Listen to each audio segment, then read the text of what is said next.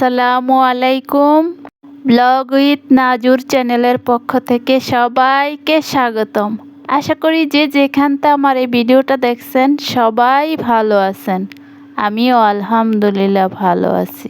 এখানে একটা আটার ব্যাটার তৈরি করে নিলাম, জাস্ট পানি আর লবণ দিয়ে, আর এখন কিছুটা পরিমাণ গুঁড়ো দুধ দিয়ে দিলাম। এটা হচ্ছে অপশনাল, চাইলে দিতে পারেন, না দিলে কোনো সমস্যা নাই। রুটি বানাইতে যেহেতু প্রতিদিনই বিরক্তকর একটা কাজ, তাই শর্টকাটে কিভাবে রুটি তৈরি করা যায় আর বেলা ছাড়া কিভাবে রুটি তৈরি করা যায়, আজ এভাবে রুটি তৈরি করে ট্রাই করলাম, কেমন হলো।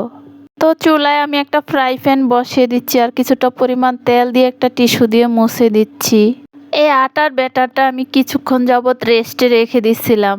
তো এখন ব্যাটারটা আর একটু পানি দিয়ে একটা হ্যান্ডউইচ দিয়ে ভালো করে নেড়ে চেড়ে এখন দিয়ে দিছি ফার্স্টে বিসমিল্লাহ বলে, দেখা যাক কেমন হয়। তো এখন রুটিটা আমি উল্টে পাল্টে দিচ্ছি একটা স্প্যাচুলার সাহায্যে। মাশাআল্লাহ, দিয়ে রুটিগুলো অনেক সুন্দর হয়েছে। ভাবছি যে এখন থেকে এভাবে রুটি তৈরি করব, বেলাবেলি ঝামেলা ছাড়া। হয়তো বা রুটির শেপটা আমি গোল আনতে পারি নাই, কিন্তু প্রত্যেকটা রুটি মাশাআল্লাহ অনেক সুন্দর হয়েছে, অনেক ফুলছে। আমি তো ভাবছিলাম রুটিগুলা কখনো ফুলবে না, না দেখতেছি অনেক সুন্দর করে ফুলে উঠছে। এই আটার ব্যাটারটা বেশি পাতলাও রাখা যাবে না, বেশি ভারীও রাখা যাবে না। বেশি পাতলা হলে হয় কি রুটিগুলো উঠতে চাবে না, বেশি ভারী হইলে হয় কি রুটিগুলো ফুলবে না। প্রত্যেকটা রুটি অনেক সুন্দর হয়েছে। এ পর্যায়ে রুটিগুলো আমার বানানো শেষ। তো ভাবছি যে কেমন হইলো। তো এখন সকালের নাস্তাটা খেয়ে নিব। এখন থেকে ভাবছি মাঝে মাঝে এভাবে রুটি তৈরি করব। এই রুটিটা গরম গরম খেতে অনেক ভালো লাগে। এভাবে গরম গরম রুটি বানিয়ে যদি গরুর মাংসের সাথে পরিবেশন করা যায় অনেক টেস্ট লাগে। তো আমি এখন ডিম পোস্ট করে নিচ্ছি, সবাই মিলে একসাথে খেয়ে নিব। প্রত্যেকটা রুটি এত নরম, এত সফট ছিল, তাই একটু ছিঁড়ে দেখাইলাম। শক্ত না নরমও না, এত সুন্দর ছিল। তো এখন সকালে নাস্তাটা খেয়ে নিলাম, সাথে চাও ছিল। নাস্তা খেতে খেতে আমার প্রিয় আফু ভাইয়াদেরকে একটা কথা মনে করে দিই, কে কোথা থেকে আমার এই ভিডিওটা দেখছেন বা দেখতাছেন, দেখতে থাকেন। দেখতে দেখতে যদি বিন্দু পরিমাণও ভালো লাগে তাহলে একটি লাইক দিয়ে চ্যানেলটি সাবস্ক্রাইব করে আমার পাশে থেকে যাবেন। আর যারা অলরেডি এই কাজটা করে ফেলছেন তাদেরকে অসংখ্য ধন্যবাদ।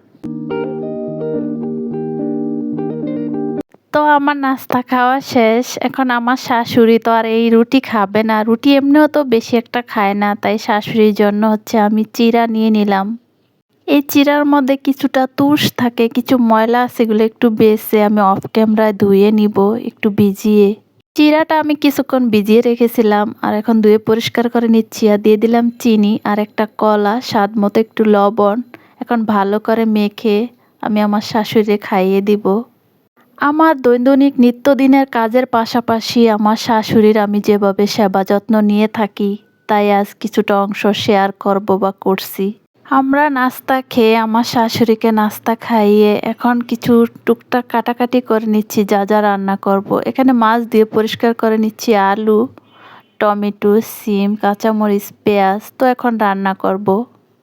আমি অফ ক্যামেরায় মাছটা ভেজে নিচ্ছি আর যা যা সবজি রান্না করব সব কিছুই কেটে বেছে ধুয়ে নিচ্ছি। তো এখন হচ্ছে আমি কিছু পরিমাণ মতো তেল দিয়ে পেঁয়াজটা একটু ভেজে নিব। এ পর্যায়ে দিয়ে দিব রসুন বাটা। রসুনটা তেলের মধ্যে একটু ভেজে নিচ্ছি। ইলেকট্রিক চুলাটা যেহেতু হাই হিটে আছে, তো আমি মশলাটা পুড়ে যাবে তাই একটু নেড়ে চেড়ে দিলাম। এ পর্যায়ে দিয়ে দিলাম হলুদ গুঁড়ো, মরিচ গুঁড়ো, জিরার গুঁড়ো, ধনিয়ার গুঁড়ো, আর দিয়ে দিব স্বাদ মতো লবণ। একটু পানি দিয়ে ভালো করে মশলাটা আমি কষিয়ে নিব আর একটা ঢাকনা দিয়ে দিব। এই পর্যায়ে মশলাটা আমার কষানো শেষ। মশলাটা একটু ভালো করে নেড়ে চেড়ে দিয়ে দিব আলু। আসলে পৃথিবীটা যে এত স্বার্থপর দুনিয়া, আসলে কিছু মানুষের ঋণ আমি কখনোই শোধ করতে পারবো না। কারণ কি জানেন? কারণ তারা যে পরিমাণ দুঃখ দিয়েছে তা ফেরত দেওয়ার মন মানসিকতা আমার নাই। নিঃশ্বাস আর বিশ্বাসের দুটার নাম আলাদা আলাদা, তাই না? দুইটার কাজ কিন্তু একই। নিঃশ্বাস হারালে মানুষের মৃত্যু হয় আর বিশ্বাস হারালে সম্পর্ক নষ্ট হয়। আসলে জীবন মানেই একটা যুদ্ধ, তাই না? কথা বলতে বলতে এখানে আমি আলুগুলা কষিয়ে নিছি মশলার মধ্যে, আর ফালি করা কয়েকটা কাঁচামরিচ দিয়ে দিলাম। আর এখন দিয়ে দিব সিমগুলা। সিমগুলো একটু পরে দিছি, কারণ সিমগুলো আগে দিলে হয়তো বা বিচি সহ তো, তাই যদি গলে যায় তাই একটু দেরিতেই দিলাম। আলুগুলো আগে কষিয়ে নিচ্ছি। সিম আলু কষিয়ে এ পর্যায়ে দিয়ে দিব টমেটো। প্রত্যেকটা সবজি আমি দাফে দাফে দিলাম। যেহেতু এখনকার টমেটো সিদ্ধ হইতে তেমন একটা টাইম লাগে না, তাই আমি সব কিছুই দাফে দাফে দিলাম। এ পর্যায়ে প্রত্যেকটা সবজি একসাথে নেড়ে চেড়ে একটা ঢাকনা দিয়ে 5 মিনিটের মতো কষিয়ে নিব।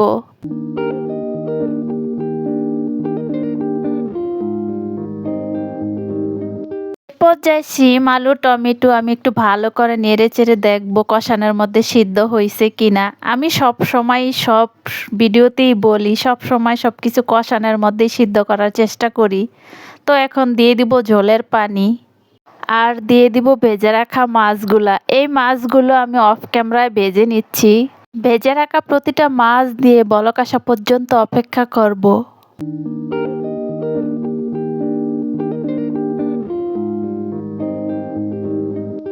এই পর্যায়ে তরকারিটা বলক চলে আসছে, আর নেড়ে চেড়ে দেখতেছি সব কিছু ঠিকঠাক আছে কিনা। অফ ক্যামেরায় আমি যা যা রান্না করব সব কিছু রান্না করে নিয়েছি, আর এই রান্নাটা হচ্ছে আমি রেসিপি আকারে শেয়ার করলাম। তো এখন সব কিছু চেক করে দিয়ে দিব ধনেপাতা।